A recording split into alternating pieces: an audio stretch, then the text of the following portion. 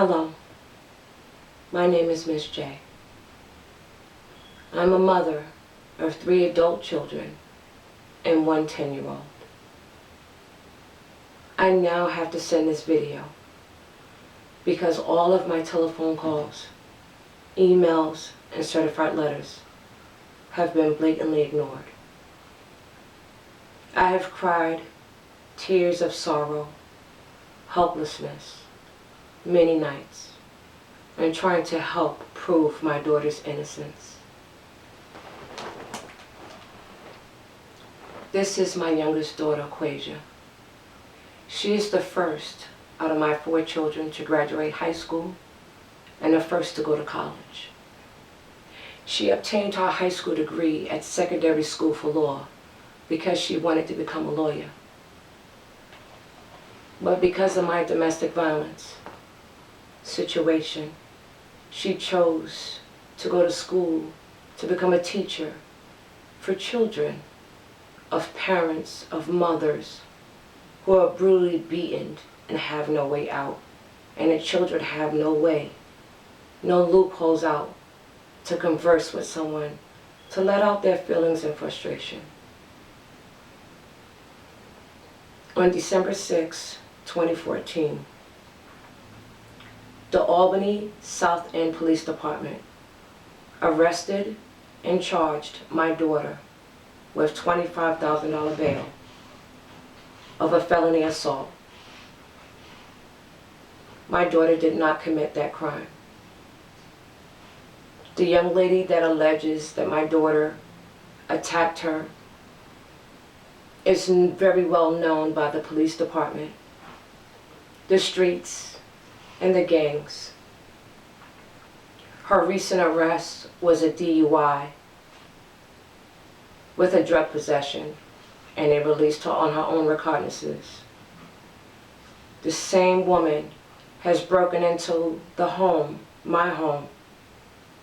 Nothing was done to her.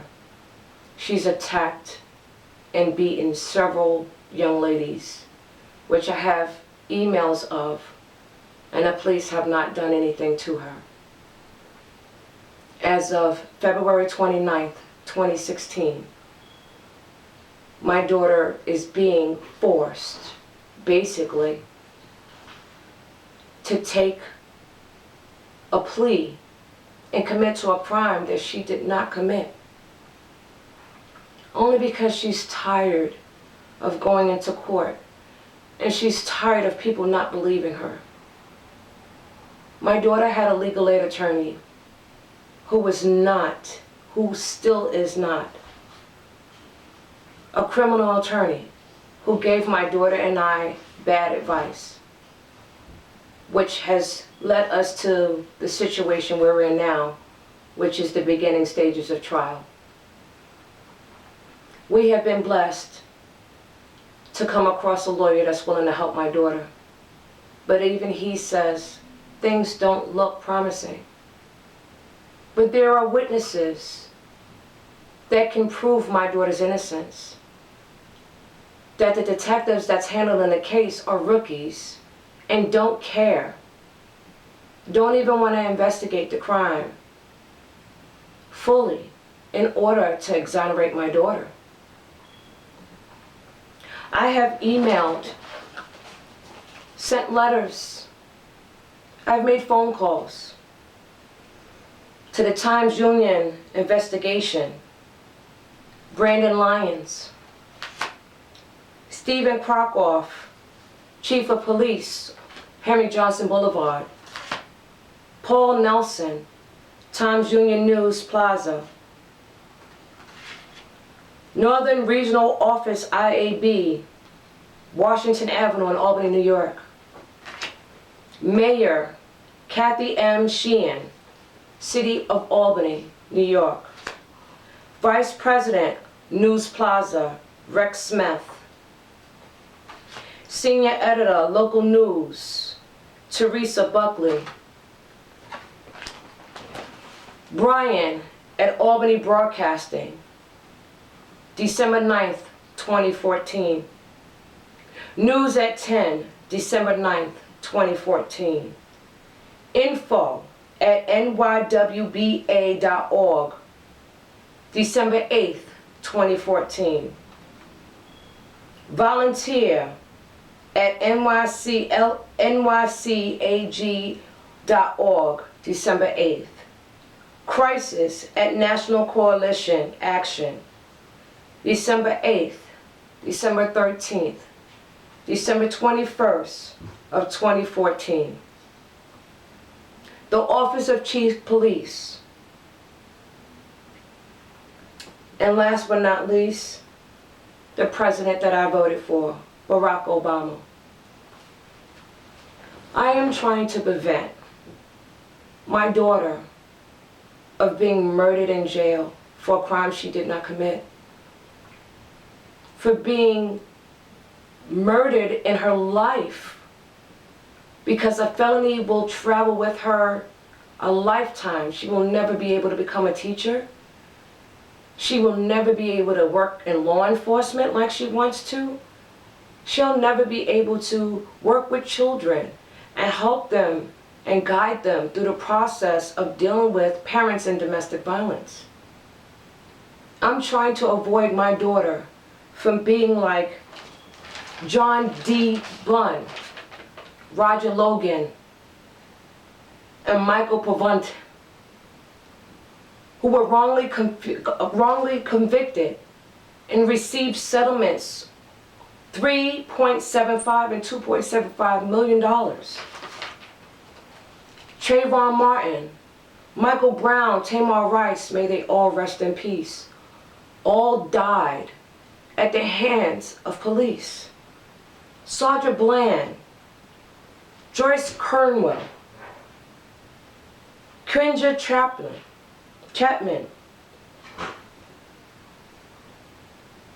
Renetta Turner, those women died by the hands and in the possession of police officers.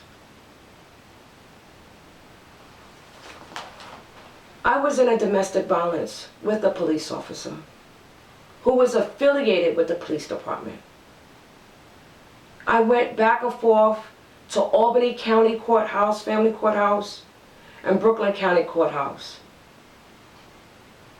Both family court judges found this woman not guilty of any abuse.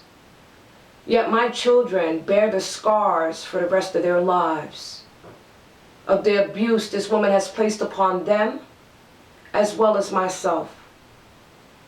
I carry physical scars for the rest of my life because of the domestic violence with someone who was very well known and affiliated with the police department. And the family court system turned their backs on me then, just like the judges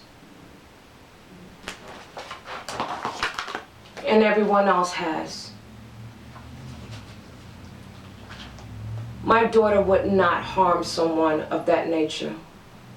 This young lady sustained 5 stitches. $25,000 bail was very excessive and was totally uncalled for. And it was hearsay.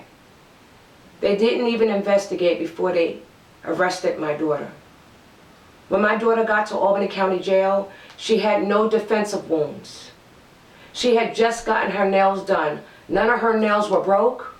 None of her nails were damaged or ruined.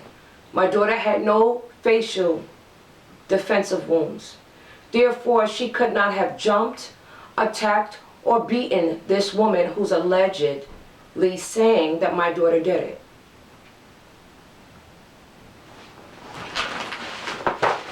Emails, letters, I've exhausted my options. They said to apply for social services and I can get legal representation. Well, social services has found every possible way to deny me. Yes, I have a part-time job. But by the time I pay rent and buy food for my home, I am just barely making ends meet, trying to pay for a lawyer who's willing to help my daughter. I need help to find these witnesses to state my daughter didn't do it. I need help for someone to stand up beside my daughter and I and say, we support you 101%.